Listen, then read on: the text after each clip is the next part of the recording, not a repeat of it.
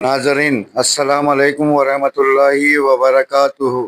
आप देख रहे हैं दास्तान नलगुंडा न्यूज़ चैनल। साबिक रुकन असम्बली नलगुंडा कंचल्ला भोपाल रेड्डी की क़यादत में नलगुंडा बीआरएस कायदीन ने आज बीआरएस पार्टी ऑफिस से मोटरसाइकिल रैली निकाली और क्लॉक टावर सेंटर पर रास्ता रोको एहतजाज किया।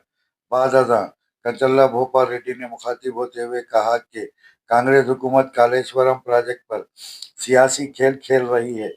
केसीआर और हरीश राव को बदनाम करने की कोशिश कर रही है। రేవంత్ రెడ్డి గారి నాయకత్వంలో జరుగుతున్నటువంటి పాలన ప్రజలు గమనిస్తూ ఉన్నారు. ఈ రాష్ట్రం బాగుండాలి, ఈ తెలంగాణ ప్రజలందరూ కూడా బాగుండాలి.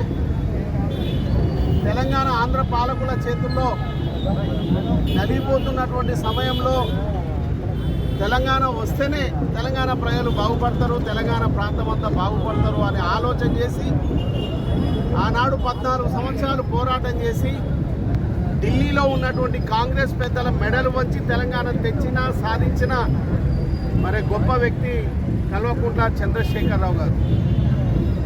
తెచ్చిన తెలంగాణలో అధికారంలోకి వచ్చినటువంటి తెలంగాణలో టీఆర్ఎస్ పార్టీ ముఖ్యమంత్రిగా కేసీఆర్ గారు అయిన తర్వాత ఏ అయితే కళలు కన్నడో తెలంగాణ వస్తే ఏం చేయాలనో అవన్నీ కూడా 10 సంవత్సరాల్లో గ్రామాలు కానీ పట్టణాలు కానీ పల్లెలు కానీ సంపన్న జాతులు బాగుపడడానికి మరి కేసీఆర్ గారు చేసినటువంటి అభివృద్ధి ప్రయత్నం రక్షించదగ్గటువంటి విషయాన్ని గుర్తు చేస్తూ ఉన్నాం.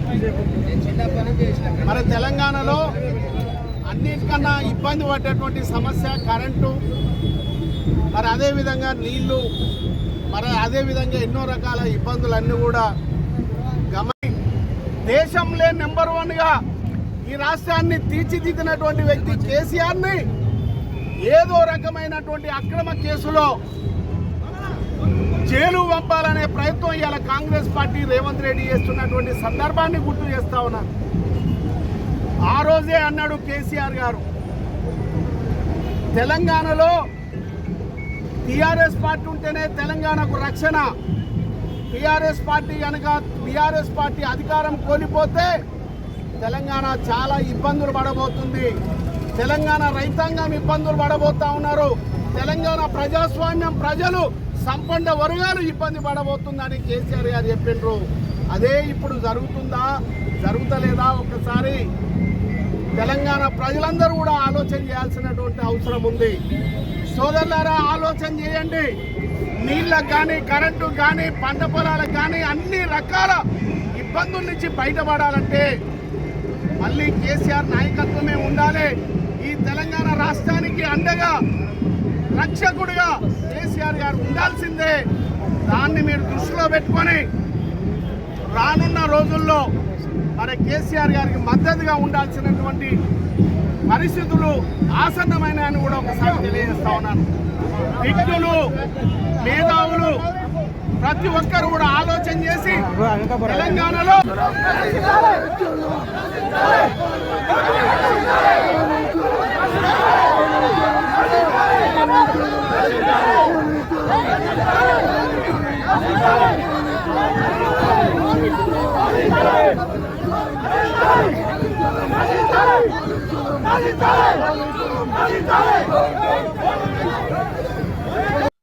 पुलिस ने साबिक रुकन असम्बली भोपाल रेड्डी समेत कई कायदीन को गिरफ्तार करके बाद में जमानत पर रिहा कर दिया।